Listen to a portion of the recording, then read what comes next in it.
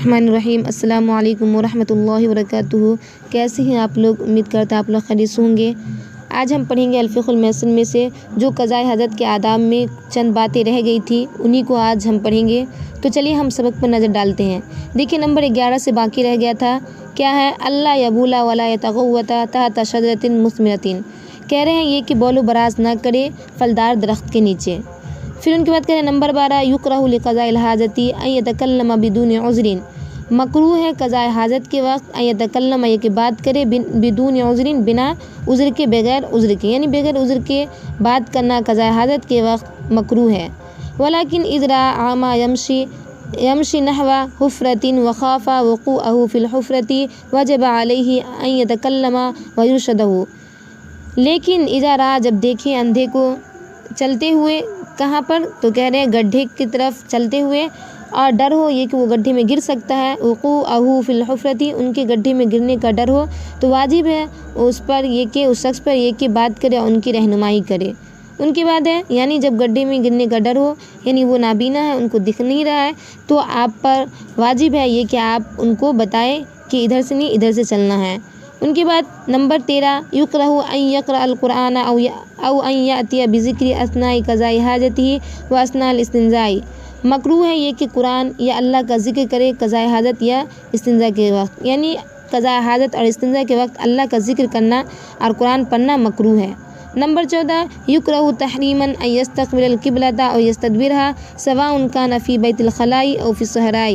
کہہ رہے مکروہ تحریمی ہے یہ کہ قبلے کا استقبال کرے یا استدبار کرے، چاہے بیت الخلاء میں ہو یا جنگل میں ہو، چاہے وہ بیت الخلاء میں ہو یا جنگل میں ہو، لیکن نہ قبلے کی طرف رخ کر سکتا ہے نہ اس کی طرف پیٹ کر سکتا ہے۔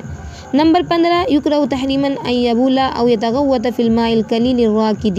مکروہ تحریمی ہے یہ کہ استنجا کرے یا بیت الخلاء کرے تھوڑے ٹھہرے ہوئے پانی میں، یعنی تھوڑے ٹھہرے ہوئے پانی میں بھی قضاء حاجت کرنا کیا ہے؟ مکروہ تحریمی ہے۔ اسی طرح نمبر 16 یکرہ تنزیہا ان یبول او یتغوط فی الماء الجاری او الماء الکثیر الراکد۔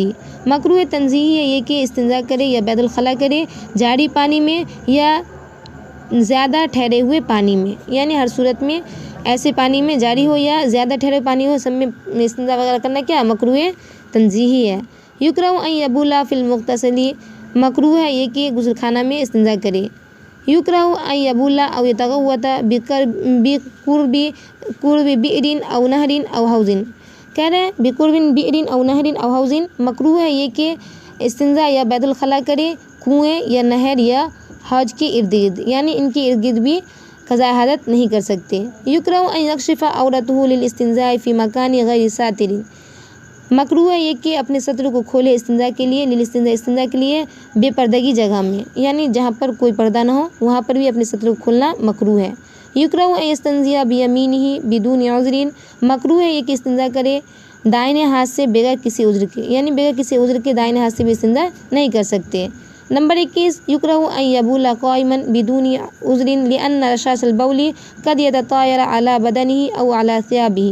مکروہ ہے یہ کہ کھڑے ہو کے استنجا کرے بغیر کسی عذر کے، اس لیے کہ پیشاب کا چھینٹا پڑ سکتا ہے علی بدنہ اس کے بدن پر، او علی ثیابہ یا اس کے کپڑے پر۔ نمبر 22 اذا فرغ من قضاء حاجتہ خرج برجلہ الیمنی ثم قال الحمد للہ الذی اذهب عنی العذا وعافانی۔ جب فارغ ہو قضاء حاجت سے تو نکلے اپنے دائیں پاؤں سے، پھر کہے تمام تعریف اللہ کے لیے ہے جس نے ہم سے دور کیا زبانی، جس نے ہم سے دور کیا عذا تکلیف کو، وعافانی اور مجھے عافیت بخشی۔ یہ دعا بھی پڑھنا ہے۔ تو یہ ہو گیا قضاء حاجت کے آداب، یعنی ان سب باتوں کا خیال رکھنا ہے۔ نمبر 1 یہ کہ اتنا دور چلا جانا ہے کہ نہ کوئی دیکھے، نہ کوئی اس کی آواز سنے جو اس سے نکلے، نہ کوئی ان کے بو کو سونگھے۔ نمبر 2 میں یہ کہ قضاء حاجت کے لیے نرم جگہ اختیار کرے۔ نمبر 3 یہ کہ بیت الخلاء میں داخل ہونے کی دعا پڑھے۔ نمبر 4 یہ کہ بیت الخلاء میں بائیں پاؤں سے داخل ہو۔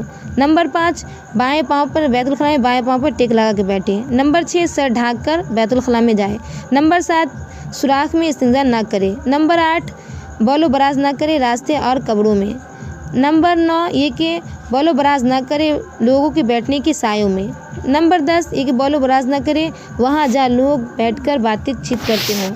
نمبر 11 یہ کہ بول و براز نہ کرے پھلدار درخت کے نیچے۔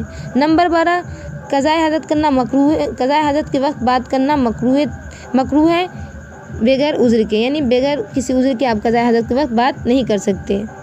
ان کے بعد نمبر 13 مکروہ ہے یہ کہ قضاء حاجت کے وقت یا استنجا کے وقت اللہ کا ذکر کرے یا قرآن پڑھے۔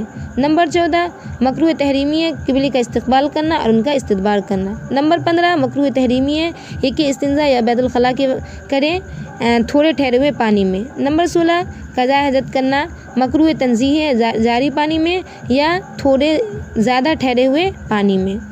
نمبر 18 مکروہ ہے یہ کہ قضاء حاجت کرے کنویں یا نہر یا حوض کے ارد گرد۔ نمبر 19 مکروہ ہے اپنے سطروں کو کھولنا بنا بے پردگی جگہ میں، مکروہ ہے۔ نمبر 20 مکروہ ہے استنجا کرنا دائیں ہاتھ سے۔ نمبر 21 مکروہ ہے استنجا کرنا کھڑے ہو کر بغیر کسی عذر کے۔ نمبر 22 جب فارغ ہو قضاء حاجت سے تو اپنے دائیں پاؤں سے نکلے اور نکلنے کے بعد کی دعا پڑھیں۔ تو یہ ہو گیا قضاء حاجت کے آداب، ان سب باتوں کا خیال رکھنا ہے، اور اگر اس میں کچھ سمجھ میں نہ آئے تو آپ ہم سے پوچھ سکتے ہیں، انشاءاللہ ہم پوری کوشش کریں گے آپ کو سمجھانے کی۔ تب تک کے لیے اپنا خیال رکھیے اور دعا میں یاد رکھیے۔ اللہ حافظ۔